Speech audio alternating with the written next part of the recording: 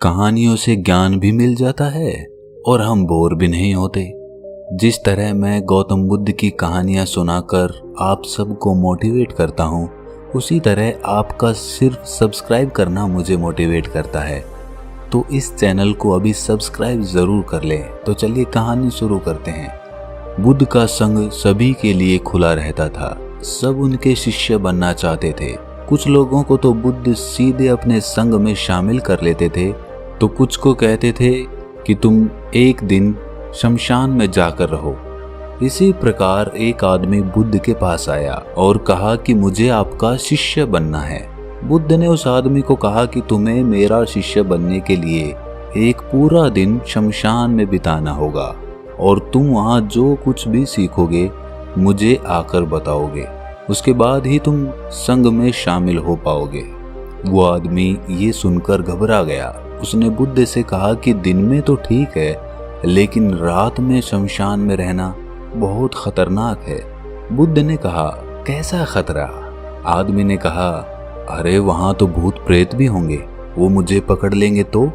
बुद्ध ने कहा, क्या तुमने भूत प्रेत देखे हैं? आदमी ने कहा, नहीं, पर मैंने सुना है और कुछ लोगों को देखा है जिसमें भूत आ जाते हैं, वो अजीब अजीब हरकतें करने लगते हैं। इस पर बुद्ध ने कहा, तो तुम्हारे पास ये सुनहरा अवसर है ये जानने का कि भूत प्रेत होते हैं या नहीं होते हैं। तुम वहां सिर्फ एक रात गुजारो और फिर विश्लेषण करके बताना कि भूत प्रेत होते हैं या नहीं होते। अगर तुम्हें वो मिल गए तो तुम उनका विश्लेषण करना कि वो कैसे होते हैं, और अगर नहीं मिले तो तुम ये भी जान जाओगे कि वो नहीं होते हैं। तुम घबराना मत, वहां जो भी घटना होगी तुम आकर अगले दिन मुझे बताना। आदमी ने कहा, ठीक है बुद्ध, अगर आप कहते हैं तो मैं एक पूरा दिन और रात शमशान में गुजार लूंगा। बुद्ध ने कहा, तो फिर ठीक है, अभी तुम आश्रम में आराम करो और कल सुबह ही शमशान के लिए निकल जाना।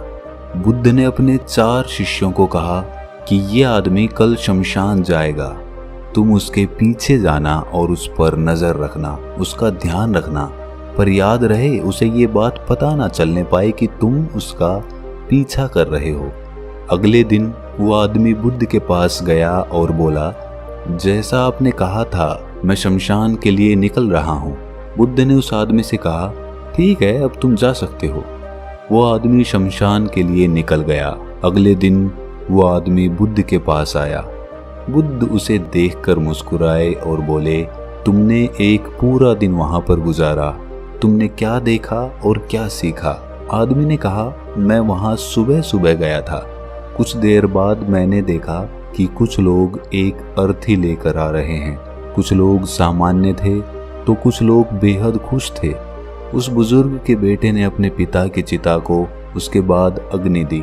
वो सब वहां पर कुछ देर तक खड़े रहे। उसके बाद एक एक करके सब लोग वहां से जाने लगे।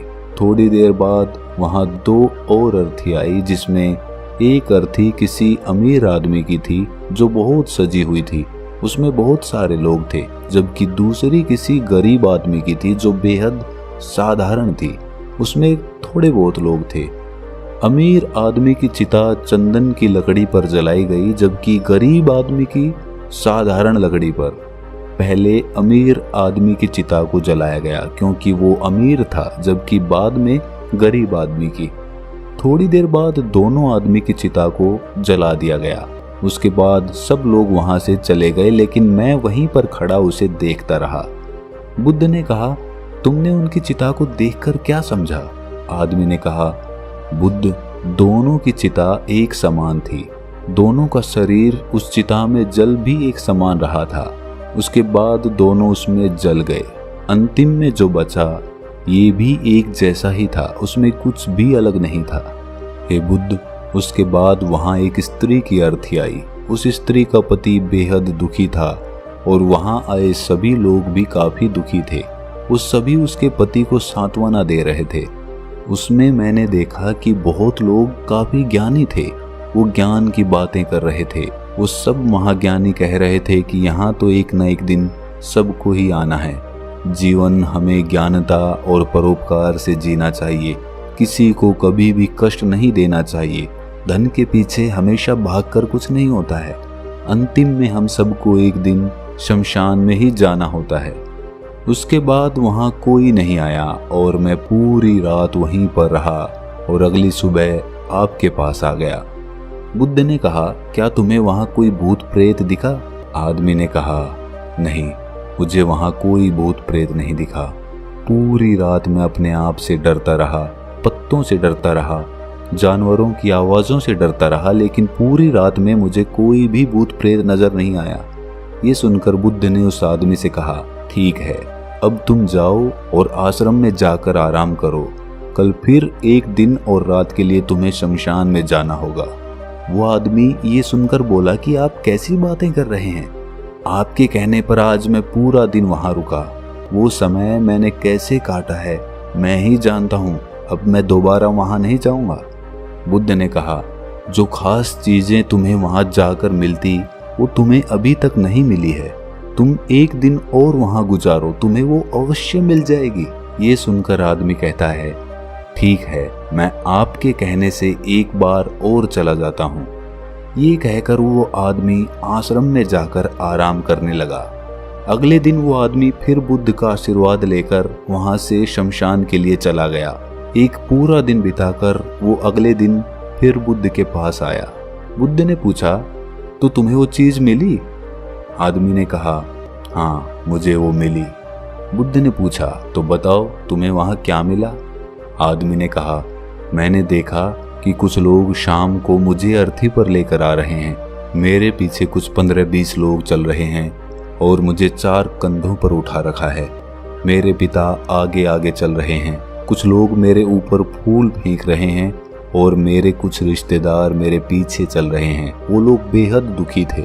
मेरे पिता और भाई भी बहुत दुखी हैं। कुछ लोग उनमें से दुखी होने का नाटक कर रहे हैं तो कुछ लोग मेरे पिता को सांत्वना दे रहे हैं। वहीं दूर खड़ा मेरा भाई बेहद दुखी है। कुछ लोग उसे सांत्वना देकर बोल रहे हैं कि तुम ही अब सबके इकलौते वारिस हो, तो कुछ लोग कह रहे हैं कि ये गलत हुआ। वो लड़का तो अभी जवान था, अभी तो उसने कुछ देखा भी नहीं था और उसके साथ ऐसी घटना हो गई। तभी मुझे अर्थी पर लिटा दिया गया और सारा क्रियाकर्म खत्म किया जाने लगा। मैं ये सब अर्थी पर लेटे देख रहा था। मैंने उस अर्थी से उठना चाहा लेकिन मैं उठ नहीं सका। मैं सांस लेना चाहता था लेकिन सांस भी नहीं ले पा रहा था क्योंकि मेरे अंदर सांस ही नहीं थी। मैं अपने पिता को गले लगाना चाहता था लेकिन मैं उठ नहीं सकता था। मैं अपने भाई को गले लगाना चाहता था, उसे कहना चाहता था कि तुम माता पिता का ध्यान रखना, लेकिन मैं बस लेटा लेटा सब कुछ देख सकता था लेकिन कुछ कर नहीं सकता था। उसके बाद मेरी चिता पर लकड़ियां सजाई जा रही थीं और मुझे उस चादर के पार कुछ दिखाई नहीं दे रहा था। फिर उसके बाद मुझे गर्मी महसूस होने लगी। फिर मैंने देखा कि मुझे जलाया जा रहा है। मेरे हाथ पैर जलने लगे हैं, मेरी हड्डियां, खाल सब जलने लगा था। धीरे धीरे अग्नि और ज्यादा बढ़ गई थी। मैं वहां से उठना चाहता था, मेरा दम घुट रहा था, मैं सांस लेना चाहता था लेकिन मैं ऐसा कुछ नहीं कर पा रहा था। मैं उस अग्नि में पूरी तरह खो गया। मैं पूरी रात खुद को ऐसे ही जलता हुआ देखता रहा। मैंने देखा कि अंतिम रूप में मेरे पास केवल राख ही बची हुई थी। उस पूरी रात ना तो मैं डरा ना ही मुझे डर का एहसास हुआ। पता नहीं मैं पूरी रात कहाँ खोया हुआ था। और सुबह होते ही मैं आपके पास आ गया बुद्ध मुस्कुराए और बोले कि अब तुम संग में शामिल हो सकते हो और वास्तव में ध्यान और ज्ञान होने के लिए ध्यान का बीज अंदर होना जरूरी है। वो बीज तुम्हें वहां कल रात मिला जब तुमने जाना कि वहां सब कुछ नश्वर है। इस दुनिया में सभी आदमी शमशान में जाने के बाद ये तो देख लेते हैं कि सभी को वहां जाना है, लेकिन जैसे ही वहां से बाहर निकलते हैं वो सब कुछ भूल जाते हैं और फिर अपनी जिंदगी वैसे ही जीने लगते हैं, वैसे ही कर्म करने लगते हैं, वैसे ही अधर्म करते हैं, वैसे ही लालच करते हैं और वैसे ही क्रूरता दिखाने लगते हैं। और जैसे ही शमशान में जाते हैं सब धार्मिक हो जाते हैं। पहली बार जब तुम शमशान में गए तो तुम भी उन्हीं ज्ञानी आदमियों की तरह थे, जैसे कि वहाँ सभी महाज्ञानी आदमी आते हैं और जैसे ही तुम दोबारा वहां गए और आज वापस आए तो तुम्हारे अंदर भी ज्ञान का बीज उत्पन्न हो गया था। हम तब तक जीवन को नहीं समझ सकते जब तक हम मृत्यु को नहीं जानते। जो आदमी बीमार है वो स्वास्थ्य के महत्व को समझ सकता है। जो ध्यान का बीज तुमने कल रात पाया, अब उसे तुम्हें लक्ष्य बनाना है और ऐसा विशाल लक्ष्य तुम्हारे अंदर उत्पन्न होगा जो सभी को ध्यान की छांव से परिपूर्ण कर देगा। तो दोस्तों, अगर ये कहानी आपको ज्ञानवर्धक लगी तो इसे अपने दोस्तों, मित्रों और रिश्तेदारों के साथ साझा जरूर करें और हमारे चैनल को सब्सक्राइब करना ना भूलें। तो मिलते हैं अगली किसी कहानी में, तब तक के लिए अपना ख्याल रखें।